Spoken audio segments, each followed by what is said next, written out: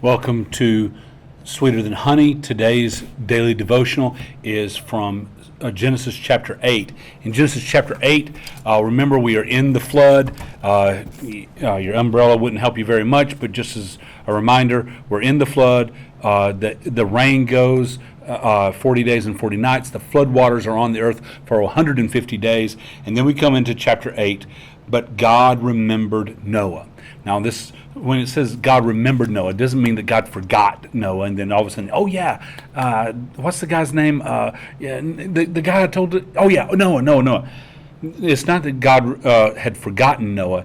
It's that God once again turns his attention toward Noah.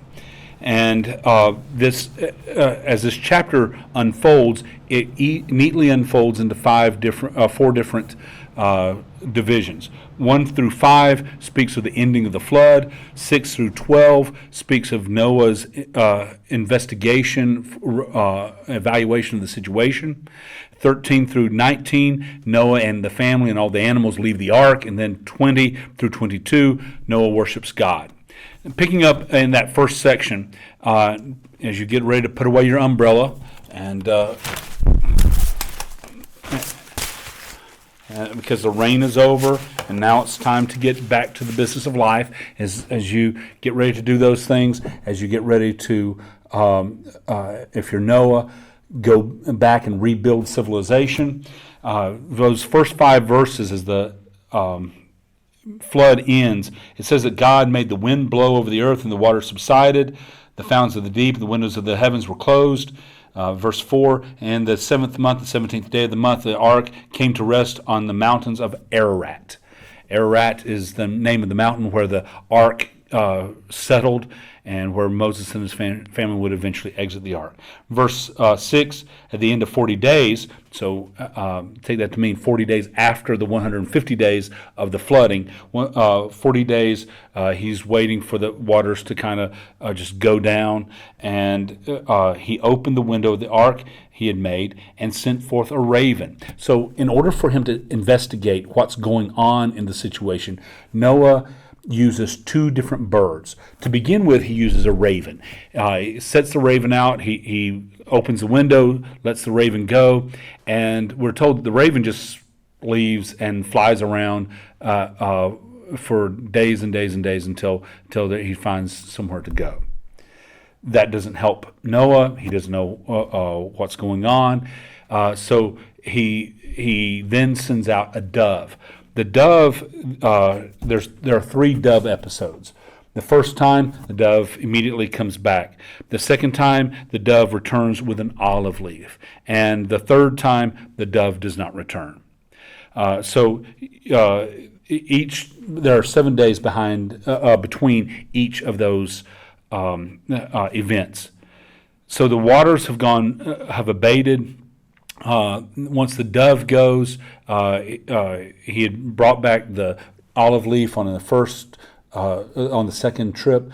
That demonstrates that there's vegetation that is visible. And then the third trip, when he doesn't come back, Noah takes that to mean that it's safe. At that point, Noah and his family and all the animals exit the ark. Verse 13, 601st year in the first month, the first day of the month, the waters were dried off the earth, and Noah removed the covering of the ark and looked, and behold, the face of the ground was dry. And so as they get ready to come out, God says to Noah, verse 16, "Go out from the ark, you and your wife and your sons' wives with you. Bring out with you every living thing that is with you of all flesh, birds and animals and every creeping thing that creeps on the earth, that they may swarm on the earth and be fruitful and multiply on the earth." This is very important because you see this reiteration of the very first command that God gives on creation. God looks at his creation, he says, be fruitful and multiply and fill the earth. And now it's as if this is a moment of recreation, and God says, be fruitful and multiply on the earth. And so I've preserved these animals, 2 of every kind, 7 of every clean kind of animal, and then these 8 people, Noah, his 3 sons, Noah's wife, and his son's 3 wives. As they exit the ark, Noah then offers sacrifices on an altar. Verse 20, Noah built an altar to the Lord and took some of every clean animal and some of every clean bird and offered burnt offerings on the altar. When the Lord smelled this pleasing aroma, the Lord said in his heart, I will never again curse the ground because of man, for the intention of man's heart is evil from his youth. Now that speaks that even though there's been judgment, depravity remains. The consequences of sin were judgment, and God demonstrates that in chapters 6, 7, and 8. But the existence of sin has not been eradicated. Sin is still there. Sin is part of who we are as human beings now. It is a defect that came post creation. It's not part of our original design, but it is now fused in with who we are, and it's passed down from one generation to the next. He says, neither will I ever again strike down every living thing, every living creature as I have done. While the earth remains, seed time and harvest, cold and heat, summer and winter, day and night shall not cease. And that demonstrates the ordination, God's ordination of seasons and times. There's a cold time, there's a hot time, there's daytime, there's nighttime. There is a development, a rhythm to life, and God establishes this life, and He ordains and approves of this rhythm.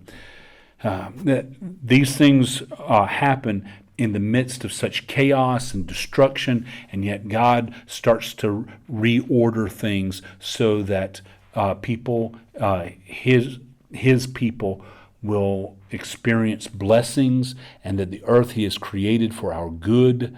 We will begin to have that symbiotic relationship with the earth, where we take care of the earth, and then we receive blessing from it, from God through the earth. And so that we must always understand that God is in control of all that is. He is the creator, He is the designer, He is the sustainer of all that is. And He has ordained the times and the seasons, and He is in control of judgments. He is in control of favor and grace. This is the God that we serve, and I ask that God today will bless you and keep you and cause His face to shine upon you and give you peace. Amen.